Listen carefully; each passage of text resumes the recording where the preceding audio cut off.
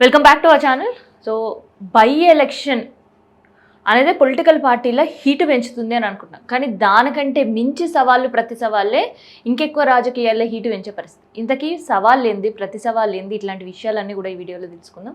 So అందరు కూడా తెలిసిందే కొప్పుల ఈశ్వర్ అండ్ దాంతోపాటు అడ్లూరి లక్ష్మణ్. సో అది కాంగ్రెస్ గురించి ఫస్ట్ మనం మాట్లాడుకోవాలి. ఒక పక్క బై ఎలక్షన్స్ ఉన్నాయి, ప్రతిపక్షం చాలా స్ట్రాంగ్గా పోటీ చేయడంతో పాటు ప్రచారం కూడా వేగం పెంచింది. బాకీ కార్డులను పంచుకుంటూ తిరుగుతుంది. మరి ఇప్పుడు వాళ్ళకి కౌంటర్ ఇచ్చే పనులు ఉండాలా అధికారంలో ఉండే పార్టీలో, లేదంటే సవాలు విసుకుంటా నూరా చర్చకి ఈ అంశం పైన చర్చ, దండుపాల్యం బ్యాచ్ అని ఒకరంటే కాదు మీదో బందిపోట్ల బ్యాచ్ అని ఇంకొకటి, ఇట్లాంటి సవాలు విసిరే టైం అసలుకి ఏం టైం నడుస్తుందో కూడా కాంగ్రెస్లకు అర్థం కాని పరిస్థితిలో కనిపిస్తుంది. నవీన్ యాదవ్ పోటీ చేస్తే బై ఎలక్షన్లో ఆయన ఒక్కనైతే తిరిగి ప్రచారం చేయలేడు కదా, అట్లా వచ్చిపోయిన సీతక్క కావచ్చు, సీతక్క, పొన్నం ప్రభాకర్, తర్వాత వివేక్ వెంకటస్వామి, వీళ్ళు తప్ప నవీన్ యాదవ్ ప్రచారంలో ఏ ఒక్కరు కూడా కాంగ్రెస్ పార్టీ వాళ్ళు కనిపిస్తలేరు. సో లిస్టులో మాత్రం అందరి పేర్లు ఉన్నాయి. అడ్లూరి లక్ష్మణ్ పేరు కూడా ఉంది. అయినా కానీ ప్రచారంలో తిరిగి జనాలని మొబిలైజ్ చేసే విషయం మర్చిపోయి ప్రతిపక్షాలకి సవాల్ విసిరి నేను చర్చకు సిద్ధం, ఇప్పుడు కాదు మీరు ఎప్పుడు అంటే అప్పుడు నేను సిద్ధం అంటే అంత టైం ఉందేమో ఆయనకి. అసలు బై ఎలక్షన్స్ గురించి ఏమైనా ఆలోచించే పరిస్థితిలో కాంగ్రెస్ పార్టీ ఉందా అని అనిపిస్తుంది ఇలా సవాళ్ళు ప్రతి సవాళ్ళు చూస్తుంటే. సో ప్రతిపక్షం వాళ్ళకి పెద్దగా ఏమనే పని ఉంటుంది, ప్రభుత్వం చేసే ప్రతిదీ కూడా ఎండగట్టేదే వాళ్ళ పని. కానీ అధికార పార్టీలో ఉండే వాళ్ళకి చాలా ఉంటాయి వర్క్స్. నాకు తెలిసి అవన్నీ ఏమీ లేకుండా చాలా ప్రశాంతంగా కొట్లాటలకు మేము సిద్ధం అన్నట్టు ఉంటే పార్టీ లోపల పంచాయతీ, లేదంటే పార్టీ బయట ప్రతిపక్షాలతోటి పంచాయతీ. ఈ పంచాయతీల విషయమే తప్ప మిగతా వేటిపైన కాన్సన్ట్రేట్ చేస్తుందా కాంగ్రెస్ ప్రభుత్వం అని అనిపిస్తుంది. ఎందుకు ఇంత ఏదో ఒక రప్చరు, ఏదో ఒక ఇష్యూ ఎప్పుడు నడుస్తూనే ఉండాలి కాంగ్రెస్ పార్టీకి సంబంధించి. సో అడ్లూరి లక్ష్మణ్ హరీష్ రావుకి సవాల్ విసరడం ఏంది, హరీష్ రావు నేను కాదు కొప్పుల ఈశ్వర్ అంటే కొప్పుల ఈశ్వర్ నా పైన ఓడిపోయిండు, సో నేను ఆయనకు సమాధానం చెప్పాను ఏంది అసలుకి.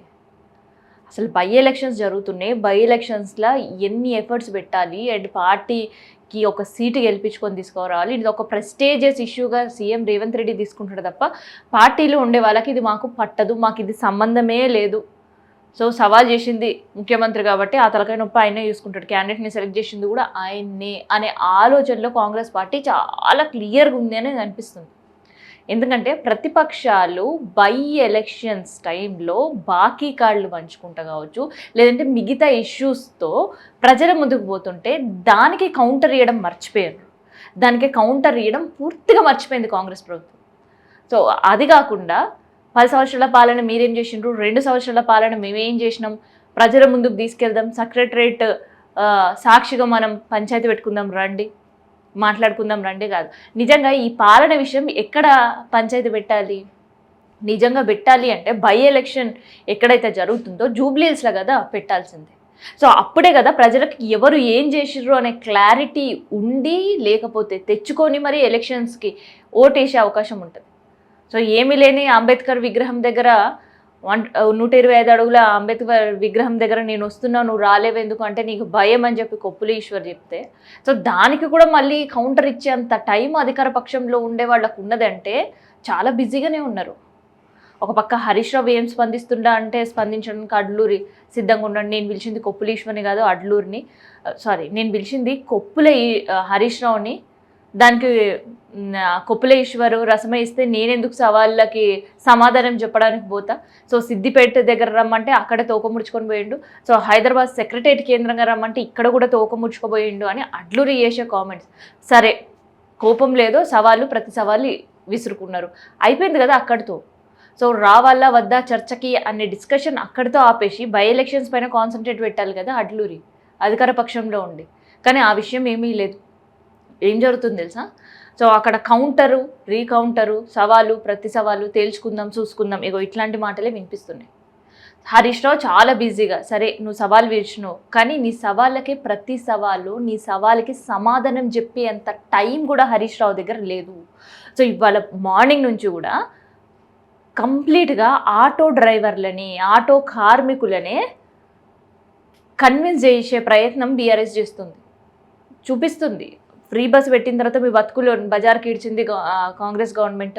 సో బజార్కి ఇడిచినా కూడా మళ్ళీ మీకు మద్దతుగా ఉండాలి అనే ఆలోచన నిజంగా వాళ్ళకు ఉంటే, మీ మీద నిజంగా ప్రేమ వాళ్ళకు ఉంటే, ఏపీలో ఎట్లయితే చేసిండ్రో సంవత్సరానికి రూపాయలు. సో అట్లా మీకు కూడా తీసుకొస్తుండే, సంక్షేమ బోర్డు తీసుకొస్తుండే, సో మీకు ఇన్సూరెన్సెస్ తెస్తుండే. సో వాటి గురించి ఏది ప్రస్తావన లేదంటే మిమ్మల్ని గాలికి వదిలేసింది ప్రభుత్వం అనే ప్రచారం ఇవాళ మొత్తం బీఆర్ఎస్ పార్టీలో ఎంతమంది అయితే ఉన్నారో, మాజీ ఎమ్మెల్యేలు, మంత్రులు, ప్రజెంట్ ఎమ్మెల్యేలు, వీళ్ళందరూ, ఇంకా చెప్పాలంటే మహిళా ప్రతినిధులు కూడా ఇవాళ రోడ్డెక్కి, మాజీ మంత్రులుగా చేసిన వాళ్ళు కూడా రోడ్డెక్కి ఆటో కార్మికులకు మేము అండగా ఉన్నాం, మీ ఓట్లు మాకేసి గెలిపించండి అని చెప్పే పరిస్థితి. ఇవన్నీ వదిలేసారు. ఆ సెక్టార్ గురించి వదిలేసిన అడ్లూరి లక్ష్మణ్ సవాలు విసురుకుంటున్నారా హరీష్ రావు అంటే వస్తారా? వాళ్ళు ప్రచారంలో చాలా బిజీ ఉన్నారు. సో అది అక్కడితో ఆగిందా అంటే ఆగలేదు. దాన్ని కొనసాగిస్తూ అడ్లూరి కామెంట్స్ అండ్ ఇటు ఈ సవాళ్ళను కొనసాగిస్తూ కొప్పులేశ్వరు పోయిండు అంబేద్కర్ విగ్రహం దగ్గరికి పోయి, ఇంకెవరు రాలేరు నేను రెడీగా ఉన్నా అంటే దానికి కూడా మళ్ళీ ఇంకొక కౌంటర్ ఇచ్చిండ్రు అడ్లూరి లక్ష్మణ్. సో ఆ కౌంటర్ ఏంది తెలుసా? నువ్వు వచ్చినా అంటే దీన్ని ఎవరు ఉద్దేశించి ఇచ్చిండంటే కొప్పులేశ్వర్ వచ్చినా, లేదు అని అంటే రసమయ్య వచ్చినా నేను సమాధానం చెప్పాను, దమ్ము ధైర్యం ఉంటే హరీష్ రావు నమ్మను, అప్పుడే నేను వస్తా చర్చకు. సో చర్చ పెట్టడానికి ఏ పర్సన్ వస్తే ఏముంది? హరీష్ రావు కూడా నేను రాలేను కాబట్టి నేను పంపిస్తున్నా, ఈయనతో మాట్లాడు అని చెప్పిన తర్వాత కూడా ఆయన వస్తేనే నేను మాట్లాడతాను అంటే ఎంత లీజర్గా ఉన్నారు. ఒక సవాలు విసురుకోవడానికి బై ఎలక్షన్స్ విషయం పూర్తిగా మర్చిపోయి. కాంగ్రెస్ ప్రభుత్వం వ్యతిరేకత ప్రజల్లో ఎంత ఉందో అనేది కాంగ్రెస్ పార్టీకి తెలుసు. అండ్ హామీల విషయంలో ప్రజల రియాక్షన్ ఏందో కూడా కాంగ్రెస్ పార్టీకి తెలుసు. అండ్ దాంతోపాటు మిగతా వాళ్ళు కూడా, అంటే బై ఎలక్షన్ జరిగేది జూబ్లీ హిల్స్ అయినా కానీ నిరుద్యోగులు, త్రిపుర రోడ్లో భూములు కోల్పోయిన వాళ్ళు, రైతులు, ఆటో కార్మికులు, ఇట్లా బరిలో 53 మంది నిలిచారు. అంటే ఎంతమందికి ఎంత వ్యతిరేకత ఉంది అనేది కనిపిస్తుంది. సో ఇవన్నీ ఇప్పటికైనా కాంగ్రెస్ పార్టీ కాన్సన్ట్రేషన్ గట్టిగా 15 రోజులు ఉంది ఎలక్షన్. సో ఎలక్షన్స్ పైన పెడుతుందో ఇగో ఇట్లాంటి లోపల ఉండే పార్టీ వాళ్ళ పంచాయతీలు, లేదంటే ప్రతిపక్షాలతో పంచాయతీలు పెట్టుకుంటూ కూర్చుంటుందో చూడాలి.